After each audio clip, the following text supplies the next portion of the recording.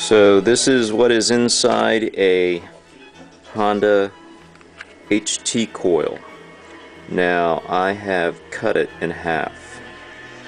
If you can see it, I took a razor and I've cut the top of it right there. I've cut the center of it right there, sprayed oil in it, and it came right out. This little periscope looking device is what came out of it. This did not measure. When I measured the ohms, it measured either no conductivity, which means that there is a break or corrosion in the entire system, or something inside has broken in half, possibly the resistor. Whatever the case, this little screw here comes off. If you can see, that's the bottom. Okay, that goes like that. There's a little screw there, and that little screw, it looks like a, how do we describe it? How would you describe it? It looks like a wood screw or a metal screw, if you can see that. Let me see if I can. A wood screw or a metal screw? I don't know if you can see it, but it's a screw. When you take the wire and twist it in there, it's going to screw into the wire and it's going to contact that screw. So the tip of that has to be clean. The whole thing has to be clean. I'll check the conductivity. On the other end, there is the there's this little cap screw. This is where the spark plug comes in, and this is the little device that goes on the spark plug. So if you unhook that, you know, the spark plug is on top of that. This is inside. Okay, you have a fuse, which is the resistor, and you have a spring. Now I'm going to go through, I'm going to measure this to see if it has conductivity. If it has conductivity, I'll measure these, and I will determine you know, what's working, what's not. But that's basically what's inside. To put this back, you're going to take shrink wrap, and you're going to put shrink wrap over this sleeve, this plastic sleeve, and you're going to shrink wrap the whole thing. The little cut right there is not going to matter. It can be glued together, or as I said, the shrink wrap will cover the whole thing. You're going to do the same with this. You're going to put everything back together, and you're going to put a piece of shrink wrap on there and heat it up, and the shrink wrap will compress that, and it'll look like a brand new skin on there. It will also be watertight. I guess I could glue this together, but I'll leave it like that for future reference. So I'm going to go ahead and go through and cut all of them, and then try to really get these things, the ohm levels down on them. Alright, that's it. Here is what the spark plug cap. Now these are extremely hard and difficult to get. You gotta measure these out, and the inside tube, I think you have to get the right one, which is the red one or something like that. I don't know. But anyhow, once you split them open, if you can tell at all, you can't really see it, but I've got shrink wrap on it, and you can see the shrink wrap on the top there.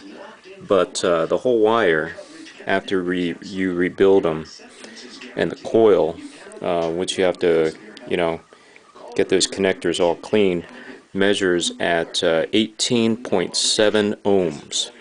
So from the end of the cap right there to either of these plugs, the black or the green, some of them will measure 19 and some of them will measure 20, depending on how clean the wires are and how much corrosion is on there. This one measures 18.7.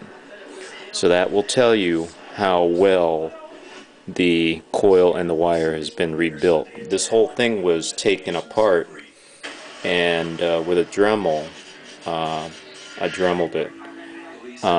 You can clip a little bit, like maybe 2 millimeters off the end here to make the wire connector a little bit better, and you can maybe clip a, you can clip a little off there also, and it's not going to do anything for the length.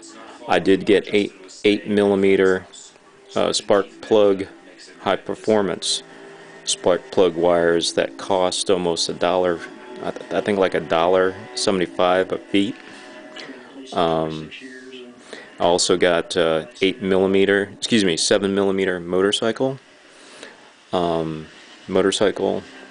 spark plug wires, 7 millimeter with I forgot what type of shielding it is, but that was like $10 for, no, wait a minute, like $5 for 5 meters or something like that. I can't remember. Free shipping.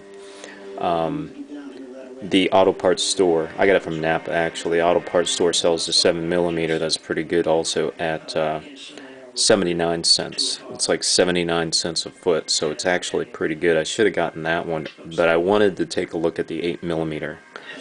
And the 8 millimeter is really thick stuff.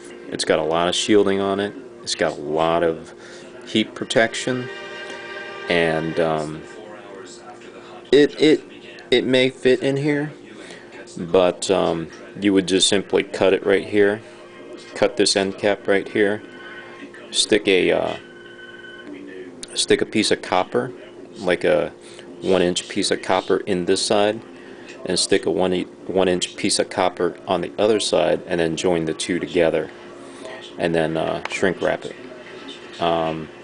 That would complete the whole thing with the new wire, and then you have a new wire on here. You just twist the end caps there. So in order to take this out, you just untwist it, and then you can put it back on there. But it doesn't look, it looks brand new. It looks brand new with the shrink wrap, you can tell. Very very good looking. And I just put another little shrink wrap on the end there just for a little extra. It's not going to present any problems, but if this thing's measuring at 18.7 ohms, it'll tell you how clean the spark is going to be. And if you try to buy this cap right here, original NGK Honda or original Honda part, that cap right there, original Honda part, brand new, is $25. So you're looking at $100 just for the caps itself, original OEM. That's pretty expensive. You're not going to get this from NGK either. You're not going to be able to replace it using NGK parts. You may come close, but you'll never match it. So that's the best I could do in rebuilding it. And if it comes down to it, I'll just buy the NGKs and cut that hood off, split it open, cut the hood off, and then put the boot right over that rubber, the whole rubber cap, like I did. I'll split it wide open and then glue it together and then put the shrink wrap on there. Alright,